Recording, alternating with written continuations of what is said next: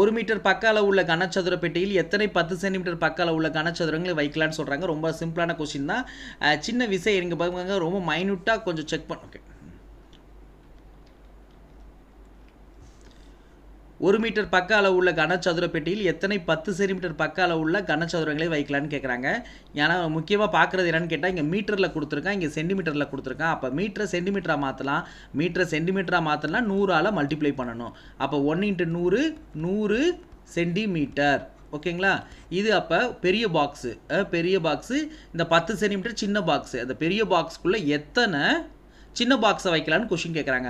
அப்போ முதல்ல பெரிய பாக்ஸோட கன அளவு கண்டுபிடிச்சிடலாம், அப்புறம் சின்ன பாக்ஸோட கன அளவு கண்டுபிடிக்கலாம், ரெண்டையும் டிவைட் பண்ணிடலாம். ஸோ அப்போ கனசதுரத்தோட கன அளவு கண்டுபிடிக்க ஃபார்முலா என்னது? ஏ கியூபு.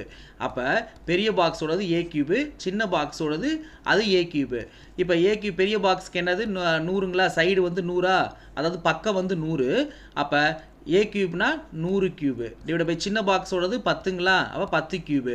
அப்போ 100 3 வாட்டி மல்டிப்ளை பண்ணலாமா? 100 × 100 × 100 கீழே 10 வந்து 10 × 10 × 10.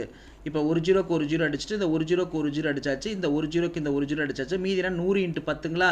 அப்போ 1000. அப்புறம் பெரிய பாக்ஸ், அதாவது 100 சென்டிமீட்டர் பக்க அளவு உள்ள கனசதுர பெட்டியில் எத்தனை 10 சென்டிமீட்டர் பக்க அளவு உள்ள கனசதுரம் வைக்கலாம்? 1000 வைக்கலாம். அவ்வளோதான் ஆன்சர். தேங்க்யூ.